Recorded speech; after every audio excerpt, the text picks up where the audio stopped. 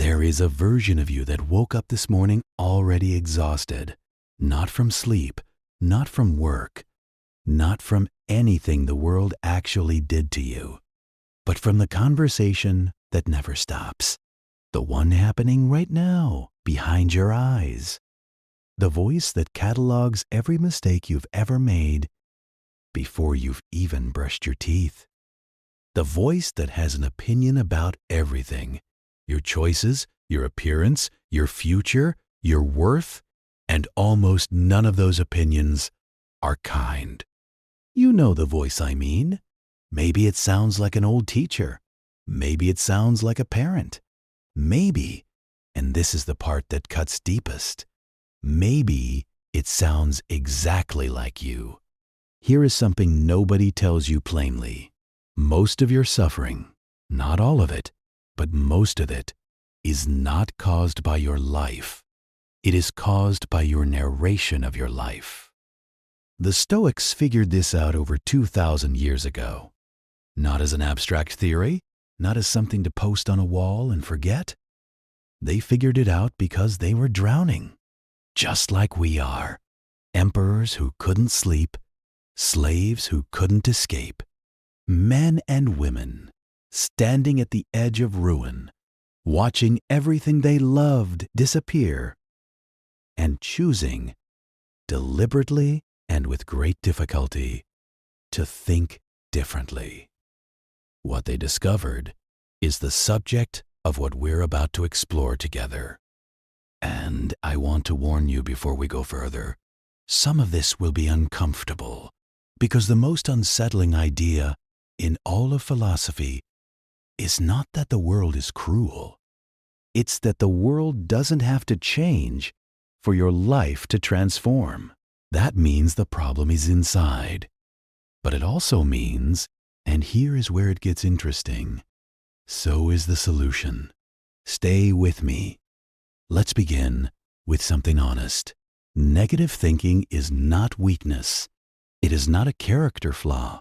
It is not evidence that something is broken in you. It is, in a very real sense, the most human thing there is.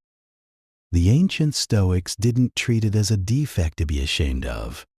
They treated it as a condition to be understood, the way a skilled doctor doesn't shame a patient for having an illness. They ask, how did this happen? What is the mechanism? And what, precisely, do we do about it? So let's ask the same questions. Your brain is at its evolutionary core a prediction machine built for survival. And survival, for most of human history, meant assuming the worst. The rustle in the grass might be wind, or it might be a predator. The cost of assuming it's wind when it's a predator is death. The cost of assuming it's a predator when it's wind is a racing heart and a few seconds of embarrassment. Evolution chose the racing heart every time. Now here is where the Stoics enter, because they understood something that took modern neuroscience centuries to catch up with. The brain may produce the thought, but you are not the thought. Epictetus, who began his life as a literal slave in first century Rome, a man who owned nothing, controlled nothing, whose body could be beaten or sold on a whim, wrote something so radical it barely makes sense on first reading. He wrote, "It's not what happens to you, but how you react to it that matters." We have heard this so many times it has become wallpaper. We see it on mugs and phone cases, and we've stopped actually reading it. But read it again, slowly, and feel what it claims. It does not say your circumstances don't matter. It does not say suffering isn't real. What it says is that between the event and your suffering, there is a gap. And in that gap, however small, however hard to find, lives your freedom. The Stoics called this gap hegemonikon, the ruling faculty, the part of you that is capable of choosing how to interpret what happens. And here is the disturbing implication of that. If your interpretation is within your power, then your suffering, at least the kind created by your own thinking, is also within your power. Not to switch off like a light, but to examine, to question, to reshape. This is not comfortable, but it is the beginning of something real.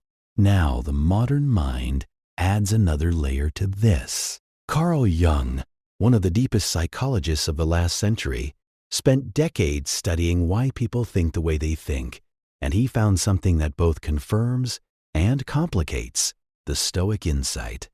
He found that most of the thoughts that disturb us most aren't actually conscious. They arise from somewhere deeper, from childhood, from culture, from the accumulated sediment of experiences we may barely remember.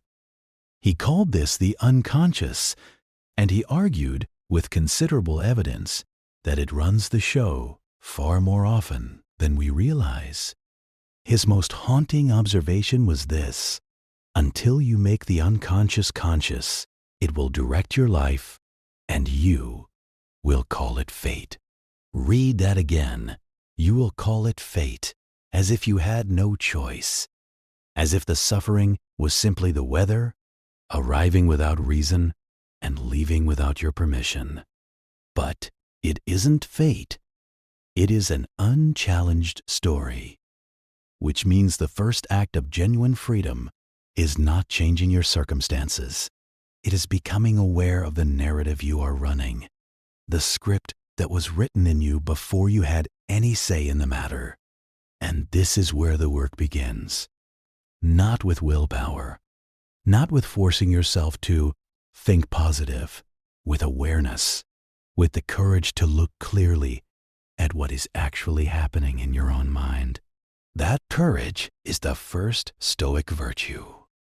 Before we go any further, I want to sit with something, because it's easy to talk about negative thinking as a problem to be solved, an obstacle between you and some better version of your life. But I don't think that's the full picture. I think negative thinking has cost you something already, and I think you know exactly what I mean. Think about the conversation you didn't have because you were certain it would go badly. The opportunity you didn't pursue because the voice said you'd fail. The relationship you kept at arm's length because some part of you was convinced you weren't worth staying for. Think about the mornings you spent in bed, not because you were tired, but because the thought of facing the day felt like too much. The hours you've spent replaying conversations that are over, trying to find the moment you said the wrong thing, the moment you revealed something unflattering, the moment you lost something you can't name. Think about the version of your life that exists in your imagination, the one that seems so close and yet somehow always just out of reach, and ask yourself honestly, what is the thing actually standing between here and there? For most people, if they answer honestly, the answer is not external. The ancient Stoics were not gentle about this. Marcus Aurelius, who ruled the most powerful empire the world had ever seen, a man surrounded by flattery and wealth and every distraction power can buy, still wrote to himself in his private journal things like, "Waste no more time arguing about what a good man should be. Be one." There is something striking about that. The most powerful man alive, writing to himself in secret, fighting the same battle you and I fight, trying to cut through the noise in his own head and locate something true and solid to stand on. He didn't write that journal for publication. He wrote it because the internal war was real, even for him. Perhaps especially for him. And that's the hidden cost that nobody calculates. Not the opportunities lost, not the relationships strained, but the years, the actual irretrievable years spent in a battle that takes place entirely inside, while the life you might have had waits just outside the door of your own perception. The Stoics were obsessed with time, not in an anxious way, in a clarifying way. Seneca, who was one of the wealthiest men in Rome, and also one of its sharpest minds, wrote with a bluntness that still lands, "It is not that we have a short time to live, but that we waste a great deal of it." He wasn't talking about Netflix, he was talking about this. The mental cycles burned on scenarios that never happened. The energy spent defending yourself in imaginary arguments. The nights lying awake prosecuting yourself for things that cannot be changed. This is not a lecture. This is an invitation to notice, perhaps for the first time with real clarity, how much of your life has been lived inside a mind at war with itself. Because here is what I believe and what I think the Stoics knew. You cannot fight something you haven't faced. You cannot heal a wound you refuse to look at. And you cannot change a story whose plot you haven't yet admitted you're running. The negative thinking didn't appear out of nowhere. It was learned, absorbed, reinforced until it felt natural. And what was learned can be unlearned.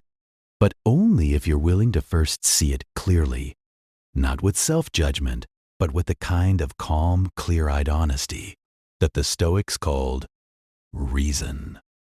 Reason is not coldness. It is not detachment.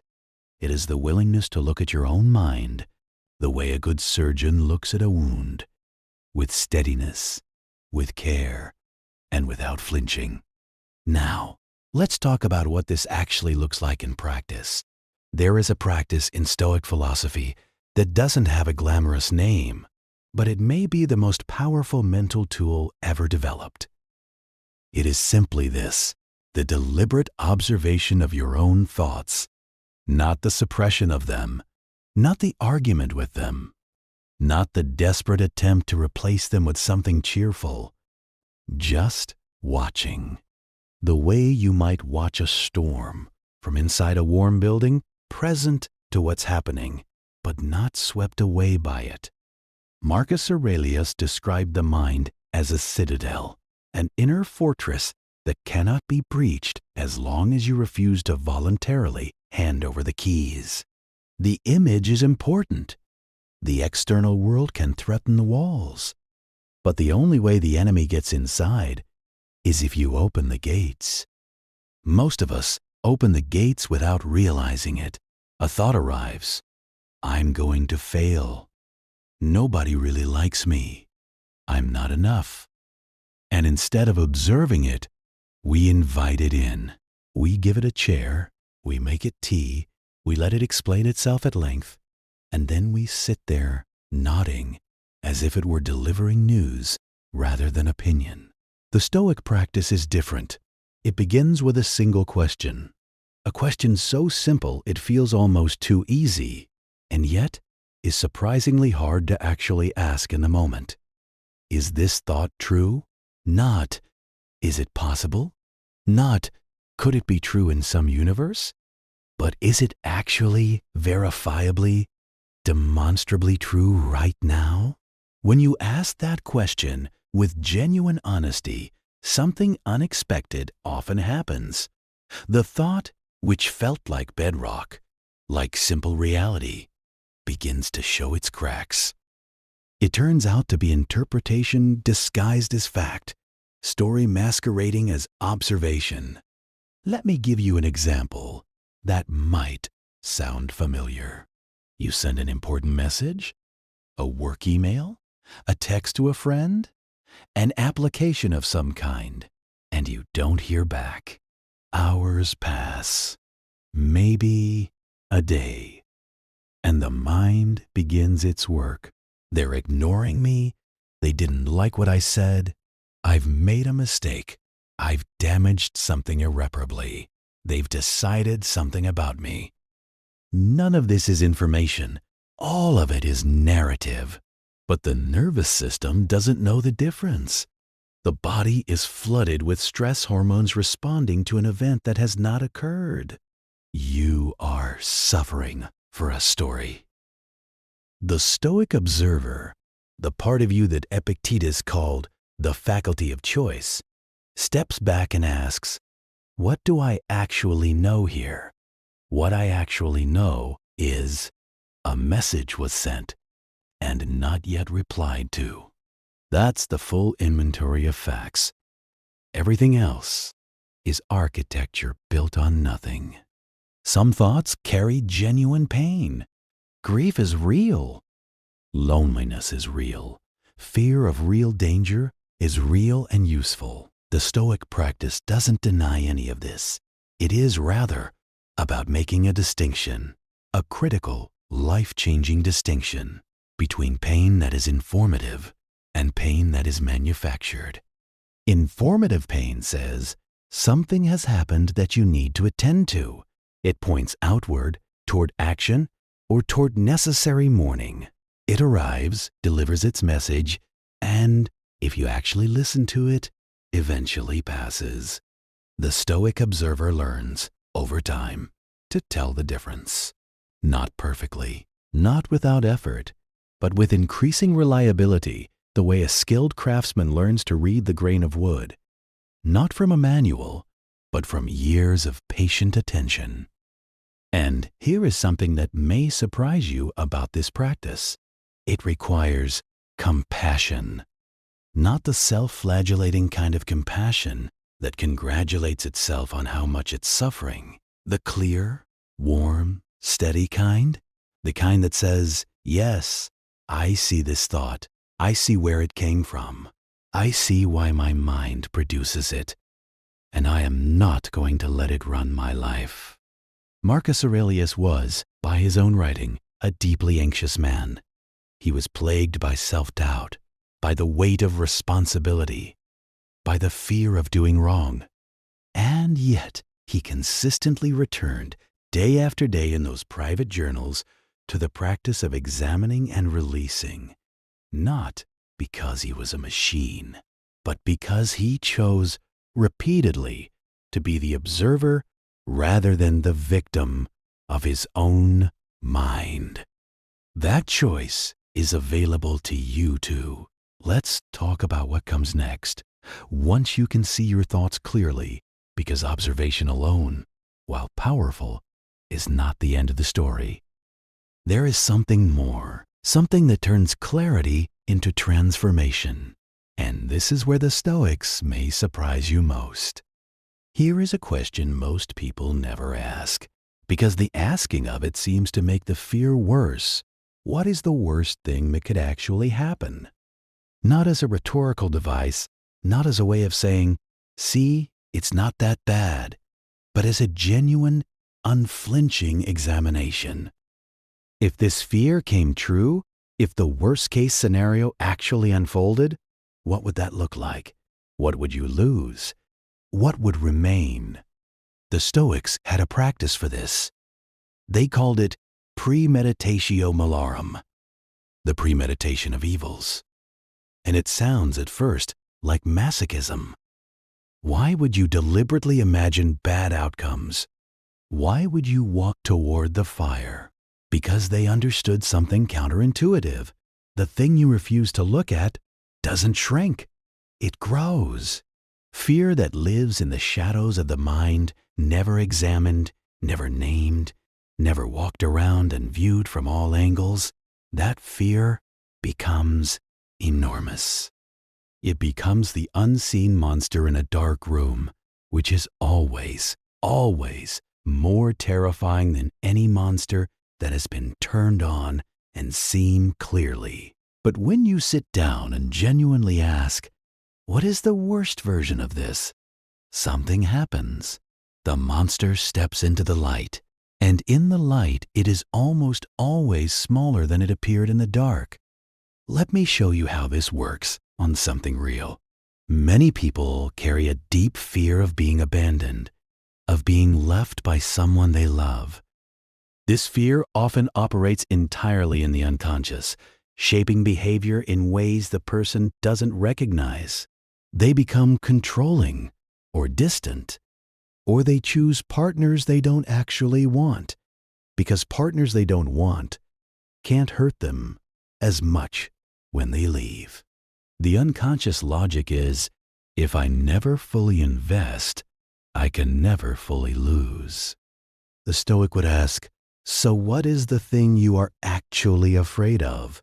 Let's name it completely. You love someone, they leave.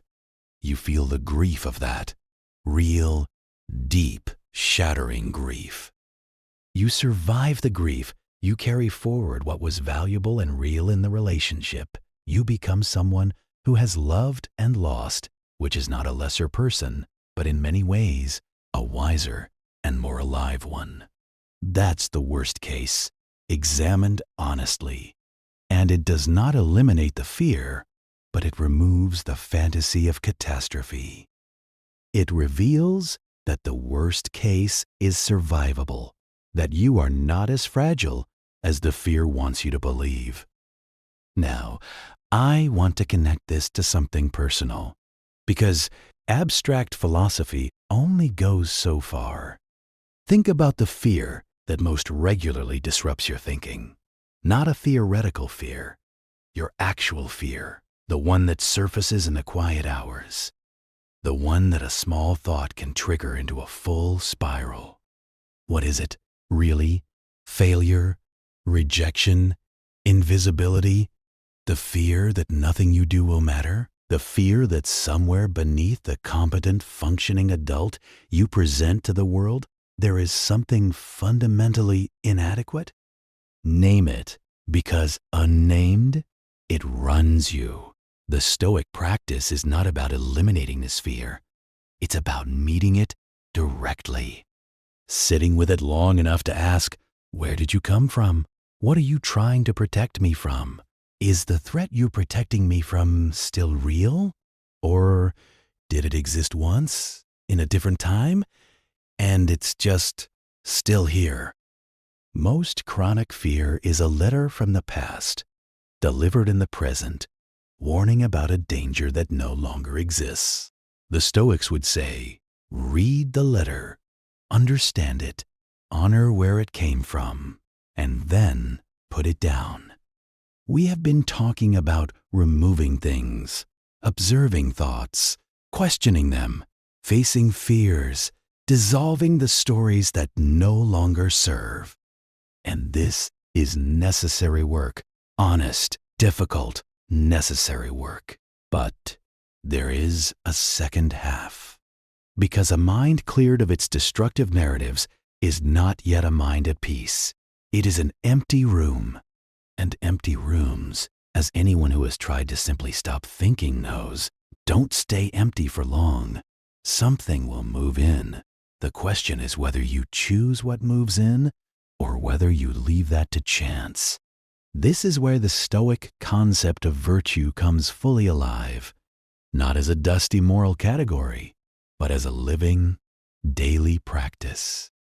The four virtues the Stoics returned to again and again were wisdom, courage, justice, and temperance, not because they were abstract ideals, but because each one is, in practical terms, an answer to a specific kind of fear. Wisdom is the antidote to confusion, the practice of seeing clearly when the mind wants to catastrophize or distort. Courage is the antidote to avoidance, the willingness to face what is real rather than retreat into the comfortable lies of the inner critic. Justice is the antidote to resentment, the choice to act fairly toward others and toward yourself, even when circumstances seem unfair. And temperance is the antidote to excess, the discipline that keeps the pendulum from swinging from one destructive extreme to another. When you ask yourself, in a moment of spiraling thoughts, what would the wise thing be here? What would courage look like in this moment? You are not just asking a philosophical question. You are anchoring yourself to something larger than the fear. You are using the question itself as a lifeline back to reason. Now, let's talk about something that often gets overlooked in these conversations: the role of language, not just in how you think, but in how you speak. Epictetus was particularly clear on this. He observed that the words we use shape the emotional reality we inhabit. When you say, contrast this with the Stoic practice of precise description. Something has happened that I did not expect and that I do not prefer. This is not suppression. This is accuracy. And accuracy in the Stoic framework is the gateway to freedom. Try it in your own life. The next time something goes wrong, a plan unravels, a relationship hits friction, a day delivers unexpected difficulty. Notice the language your mind immediately reaches for. We have been focused rightly on what happens inside the mind. But the Stoics were not naive about the world outside. They understood that, while you cannot always choose your circumstances, you can, more than most people allow themselves to believe. Choose what you consistently expose your mind to. And what you consistently expose your mind to becomes, gradually, what your mind becomes. Seneca observed this with characteristic directness. Spend time with people who drag you lower, he argued, and you will be dragged lower. Not because you are weak, because this is simply how minds work. We absorb the emotional atmosphere of the people and environments we inhabit. This is not a metaphor. It is measurable neuroscience. The people in your life are not neutral. The conversations you have regularly are not neutral. The media you consume, the voices you allow into your head for hours every day, the communities you belong to, none of this is neutral background.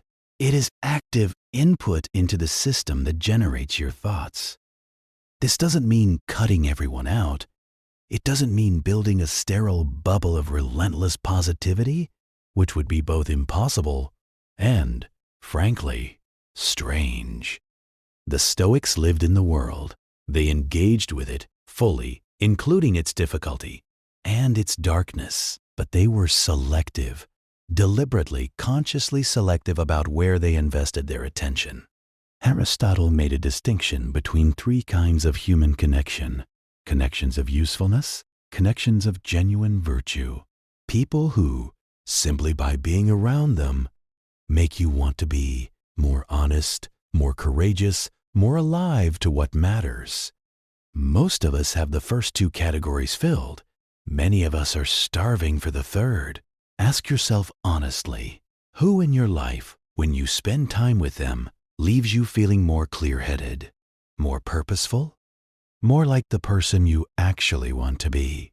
And who, when you spend time with them, leaves you feeling smaller, more anxious, more convinced that the negative thoughts were right all along?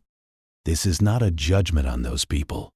They are carrying their own weight, but it is information about where to invest your finite time and attention. Because attention is, and I mean this precisely, the currency of your inner life. What you attend to grows. What you neglect shrinks. This is not mysticism. It is the basic principle of how minds work. If you feed the part of your mind that sees threat and failure and inadequacy through the content you consume, the conversations you repeat, the comparisons you make, that part grows. It becomes more automated, more reflexive, more convincingly like just the way things are. If you feed the part of your mind that seeks clarity, that practices wisdom, that is interested in what is actually true, that part grows too. The Stoics would say, you are the gardener of your own mind. You did not choose the original seeds. You may not have chosen the early conditions. But right now, today, you have more agency over what grows there than you have probably given yourself credit for. This is both the hardest thing to accept and the most liberating. I want to end with something honest.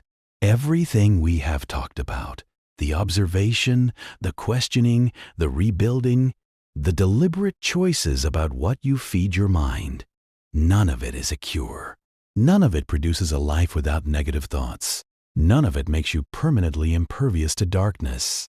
And I think you should know that going in. Because one of the most destructive things that self-improvement content does, and I am aware of the irony of saying this here, is imply that if you just do the thing correctly enough, consistently enough, the struggle goes away. It doesn't. Marcus Aurelius wrote his meditations for most of his adult life, and right up until the end, in the final books of that journal, you can hear the same battles, the same temptations toward bitterness, distraction, and despair, the same effort, daily renewed, to return to reason and equanimity. He did not win once for all time. He won and lost and won again every day. The practice was the point. The returning was the point. And this, I believe, is not discouraging. It is deeply, profoundly human. The Stoic path is not the path that removes difficulty. It is the path that removes the secondary suffering. The suffering caused not by events themselves, but by the stories we pile on top of them. It is the path that teaches you to meet the dark when it comes, clearly and without losing yourself, instead of being ambushed by it every time. There will be days when the voice is loud, when the thoughts come fast and dark and convincing, when the distance between the event and your reaction seems to collapse, and you are back in the storm before you even notice the weather changing. On those days, and the Stoics knew there would be those days, the practice is not to perform equanimity you don't feel. The practice is simply to remember this is a thought, not a fact, not a verdict, not reality itself. And then, when you are ready, to ask the question that Marcus Aurelius asked in the dark of his own nights, in the privacy of the only honest document he ever left us, what, right now, is actually within my power? Not everything, never everything, but something, always something. And that something, that small, surviving, choosing, incredibly human something, is where the Stoic tradition plants its flag. 2,000 years of human beings arriving at the edge of what they could bear, asking that question, and finding that it held. It held for a slave with no freedoms. It held for an emperor with every distraction. It held for the philosopher who knew he was dying. It held, and it will hold for you too, not because you are exceptional, but because you are human. Because you have inside you the same faculty that Epictetus had in his chains, the capacity to choose with intention how to meet what you're given. The thoughts will come, they always do. What you do with them, that part is yours. This is the work, not the work that ends, the work that you return to daily, like a craftsman returning to the bench, not because yesterday's effort was wasted, but because today deserves the same attention. The Stoics were not in a hurry. They believed the most important thing happening in any given moment was happening inside the mind of the person in that moment. You are in that moment right now. What you do with it, that's the whole question. If you want to continue this conversation, if you want to go deeper into how the Stoics approached fear, grief, failure, and the art of building a mind that can hold things without breaking, there's more waiting for you here. Not as a product, as a practice. Come back when you're ready.